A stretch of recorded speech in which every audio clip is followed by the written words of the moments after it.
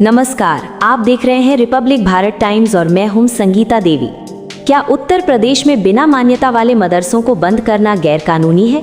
क्या सरकार किसी शिक्षा संस्थान को सिर्फ इसलिए ताला मार सकती है क्योंकि उसके पास कागजी मान्यता नहीं है? इलाहाबाद हाईकोर्ट की लखनऊ बेंच ने एक ऐसा फैसला सुनाया है जिसने सरकार से लेकर प्रशासन तक सबको हिलाकर रख दिया है। श्रावस्ती के एक मदरसे की सील को 24 घंटे में तोड़ने का आदेश देकर कोर्ट ने साफ कर दिया है कि कानून कागजों से नहीं, संविधान से चलता है। पूरा मामला समझिए। श्रावस्ती में मदरसा अहले सुन्नत इमाम अहमद रजा को जिला अल्पसंख्यक कल्याण अधिकारी ने 1 मई 2025 को एक आदेश जारी कर सील कर दिया था।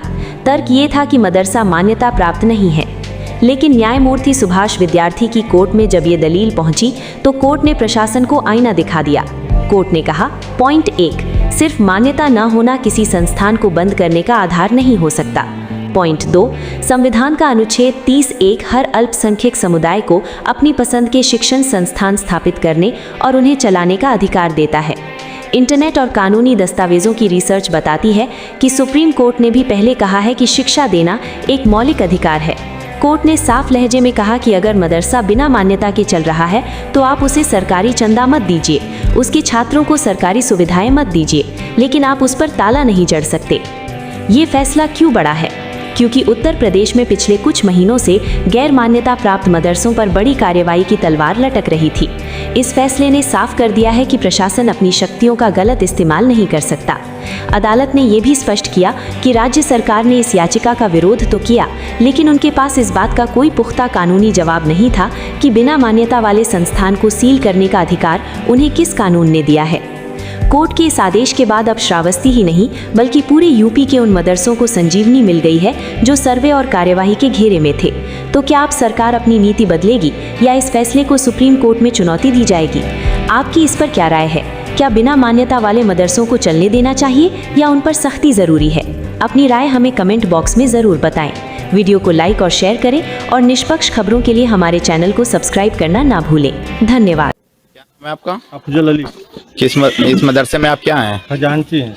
ये बताइए, आपका मदरसा कब सीज हुआ और क्या कहेंगे? 6 मई को 2025 को। अच्छा, तो ये अब मदरसे को हाईकोर्ट ने खोलने का आदेश दिया है, क्या कहेंगे इस पे?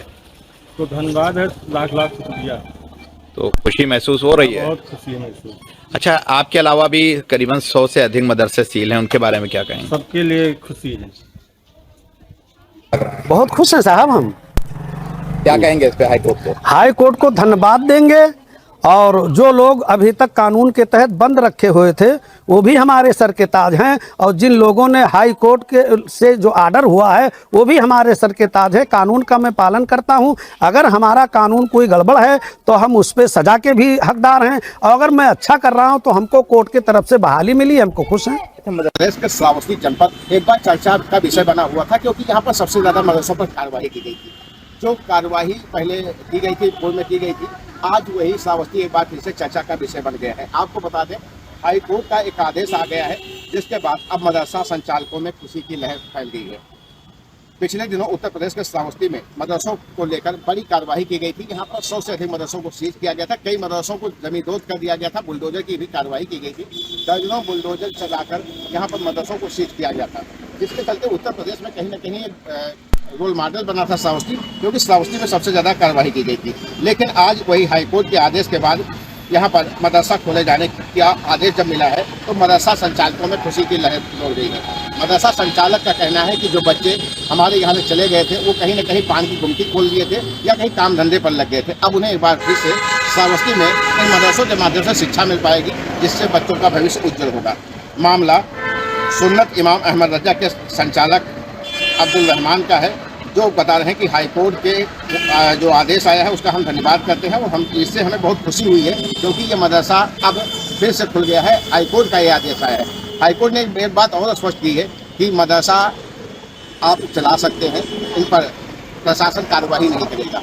अब इसमें कितनी सच्चाई है और क्या बात निकल कर सामने आई है, लेकिन कहीं न कहीं हाईकोर्ट का जो आदेश आया है इससे मदरसा संचालकों में खुशी की लहर